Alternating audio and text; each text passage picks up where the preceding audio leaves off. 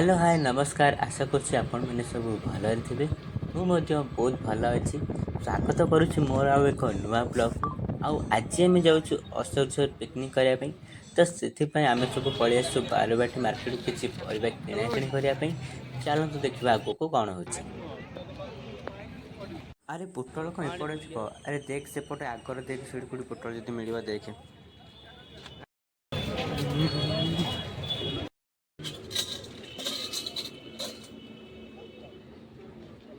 देखे पोटल जमा किले नेले एपटे पोटल किणाकिणी चली सेपटे चंदन और कार्तिक भाई आसी सारे।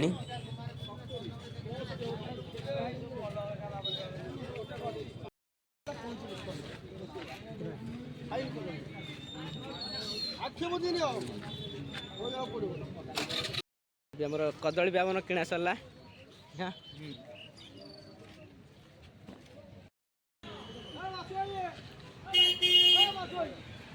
पोटल किणाकिणी सरीगला आउ मिक्स वेज किसी भेंडी दरकार कार्तिक भाई चंदन भाई ये भेंडी बाछे तापर आम कि लेंबू नहीं बाहर घर को कारण गाड़ी आसीज से लोड करके पुणी बाहर पड़ो जल्दी।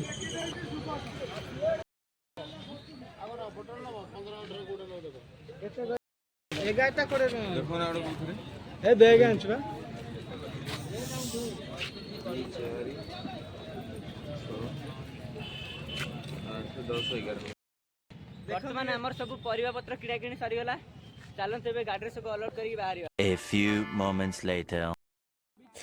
फाइनाली किसी समय अपेक्षा पर आमर गाड़ी आसिक पहुँची जाइए।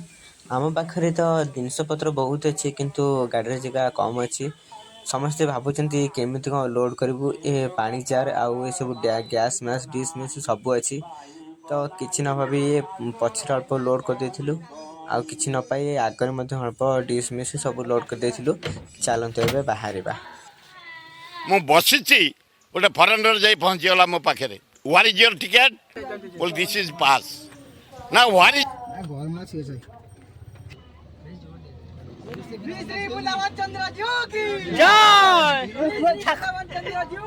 जय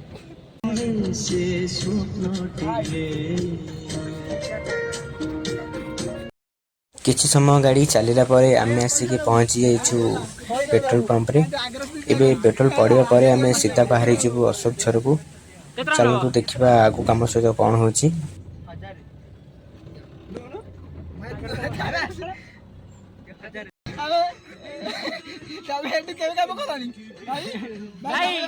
भाई केते टका नौछ दी टका देले चलिबो काई न नौ ना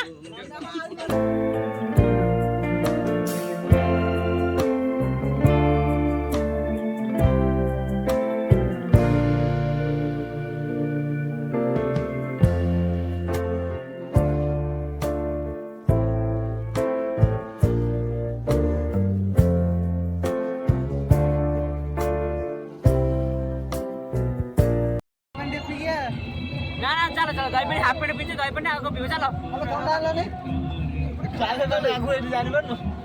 आम आसी पहुँची जाइछु जोकोड़िया ब्रिज पाखरे डर तो बहुत लगुच कारण भिड़ अच्छी आउ पुलिस चेकिंग होउची ए भिड़ रे गाड़ी टिके भी आगु को जाऊनी आउ जोकोड़िया पाखरे आपण देखि पारुथिबे केते लोक आउ से लोक मानकु नै कि केते भिड़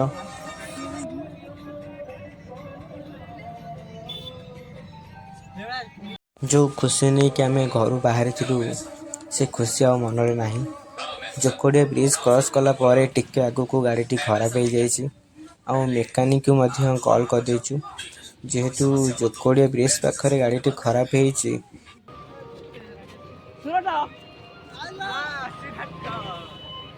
भाई हमें बाहर आज फाइनली सूरत ठीक जोकोड़िया ब्रिज क्रॉस कला दहीबरा वाला थिला जेहेतु आम सब सांग पिला भोक कलानी तो ये आम दहीबरा खाई बाहर को जोकोड़िया ब्रिज को गाधेवाई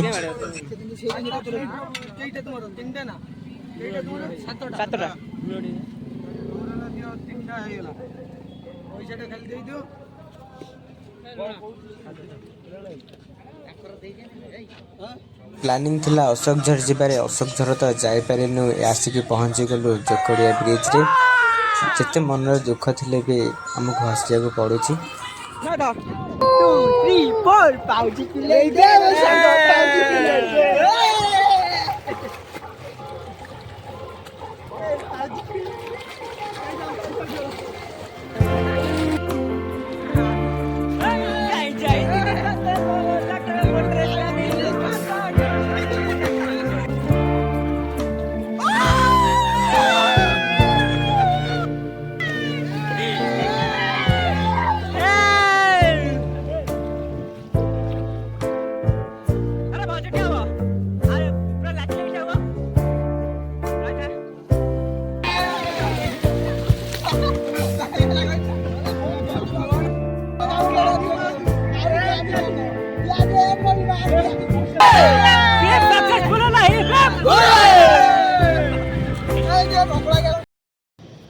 ये चीरा कौन है ना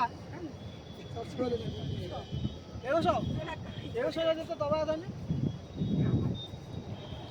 ଆଉ ଗାଧୁଆ ପାଧୁଆ ତ ସରିଗଲା। ଆଉ କ'ଣ କରିବା, ଚାଲି ଚାଲି ଯାଉଛୁ। ଗାଡ଼ିଟା ତ ଆପଣମାନେ ଦେଖିଲେ ଆମର ଖରାପ ହେଇଯାଇଛି।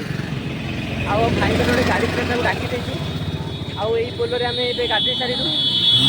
ଆଉ କ'ଣ କରିବା, ସେ ଜାଲରେ ତ ବସିକି ଯିବାକୁ ପଡ଼ିବ। ଚାଲନ୍ତୁ ଦେଖିବା ଆମ ସହିତ ଆଗକୁ କ'ଣ ହେଉଛି। ଆମେ ଯେଉଁ ଗାଡ଼ିରେ ଆସିଥିଲୁ ସେ ଗାଡ଼ିଟିକୁ ଟଣା ହେଇକି ନେବା ପାଇଁ ଆଉ ଗୋଟେ ଗାଡ଼ି ମଧ୍ୟ ଆସିସାରିଛି। ଆଉ ଅଶୋକ ଝର ତ ଯାଇ ହେବନି, କିନ୍ତୁ ସେପଟେ ଥିବା ଜୋକଡ଼ିଆ ବ୍ରିଜ୍ ପାଖକୁ ଯିବା। ଆଉ ସେଠି କିଛି ଫଟୋ ମୋଟୋ ଉଠେଇବା, ଆଉ କିଛି ଭିଡ଼ିଓ ନେବା। ତାପରେ ଦେଖିବା କ'ଣ ହେଉଛି, ଘରକୁ ଯାଇ ହେଉଛି କି ଅଶୋକ ଝର ଯାଇ ହେଉଛି ଦେଖିବା। ଫାଇନାଲି ଆମେ ଆସିକି ଜୋକଡ଼ିଆ ବ୍ରିଜ୍ ତଳେ ପହଞ୍ଚି ଯାଇଛୁ। ଆଉ ଦେଖନ୍ତୁ ଏଠି କେତେ ଲୋକ ଅଛନ୍ତି। ଆଉ ଡ୍ରୋନ୍ ସୁଟ୍ ମଧ୍ୟ ହେଉଛି। ଆଉ ଲୋକ ମଧ୍ୟ ସେପଟେ କିଛି ଗାଧୋଉଛନ୍ତି।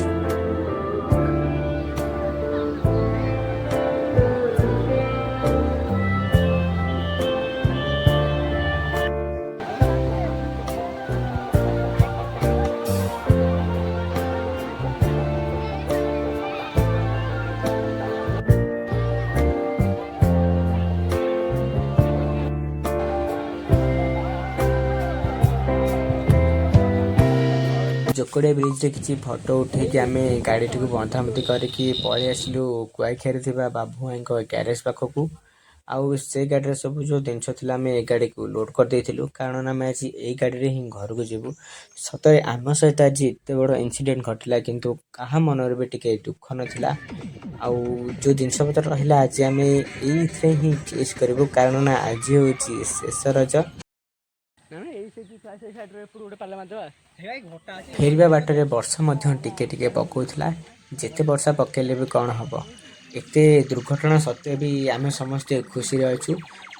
ଖୁସିରେ ସବୁ ଜିନିଷକୁ ଆଣିକି ଆମେ ଘରେ ଥୋଇଦେଲୁ। ଆଜି ରାତିରେ ହିଁ ସବୁ ସାଙ୍ଗ ପିଲା ଆମେ ଫିଷ୍ଟ କରିବୁ। ଆପଣ ଶେଷ ପର୍ଯ୍ୟନ୍ତ ଭିଡ଼ିଓଟି ଦେଖିଥିବାରୁ ମୁଁ ଆପଣଙ୍କୁ ବହୁତ ଧନ୍ୟବାଦ ଜଣାଉଛି। ଦେଖା ହେବ ନେକ୍ସଟ ଭିଡ଼ିଓରେ। ରହୁଛି, ଜୟ ଜଗନ୍ନାଥ।